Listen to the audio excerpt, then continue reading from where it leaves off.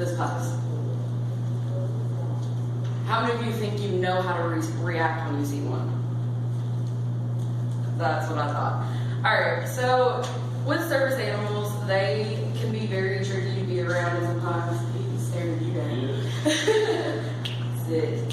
He is my service animal. His name's Doc. But with service animals, they can be comparatively to a wheelchair. They are technically a piece of medical equipment. And with that, by definition, a service animal is any dog that is individually trained to work or perform tasks for the benefit of an individual with a disability. With service animals, they have to go under many, many hours of training. It's crazy how much training they have to go through.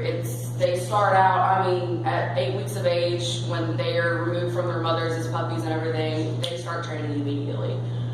They can be trained for multiple disabilities. It doesn't have to be a physical disability. They can be for emotional, sensory, psychological, physical disabilities. You see seeing eye dogs, or typically dogs that are there for people who have problems walking or things like that.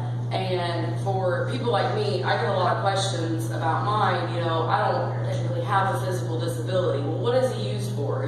What is he for? Well, there's multiple disabilities that service animals are used for. They can be used for diabetes, epilepsy, PTSD, seizures, anxiety, depression, blindness, and even something as simple as food allergies. You have, food in a restaurant or something, they are allowed in restaurants. They just can't be back where the food is being prepared or something. If the dog senses, that you're about to eat something that you're allergic to, he will warn you. The possibilities with a service dog are amazing. The things that they can do, they alert owners about, when, they're about to have a person with epilepsy, when they're about to have a seizure, if they're about to eat something that they're not supposed to, if with diabetics, if there's sugar drops or something, and seizures, which mine is actually for migraines and seizures. He senses the chemical imbalances in my body before I'm about to get one and alerts me.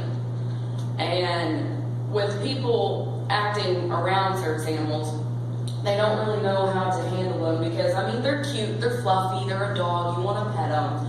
And with that, it's difficult to be around them sometimes because they're there to do a job. They're not there for you to distract or pet or want to, oh, hey, buddy, and, and look at and try to grasp his attention and whatnot. And that's actually, that's a flight risk you're causing for the owner because, like I said, they're there to do a job. They're there constantly to be on alert with their owners and constantly pay attention to their owners and not be distracted. If they are distracted, for a split second, and that owner's blood sugar drops or something, and they're starting having problems, that's on you. You're the one who distracted the dog.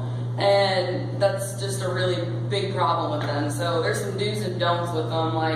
If you feel like you can't pet them, if I'm out walking around on campus or something and somebody asks me if they can pet, that's fine, totally fine. But I've also had people very arrogantly in the middle of class ask me, oh, can I pet your dog while the teacher's lecturing?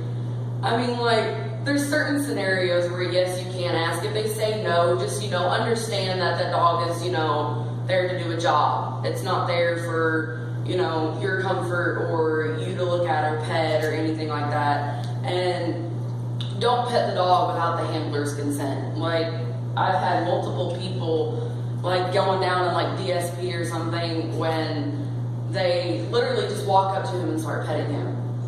And that's not necessarily, an okay thing. I turn around and I've asked them before, I'm like, can you, I'll pet my dog.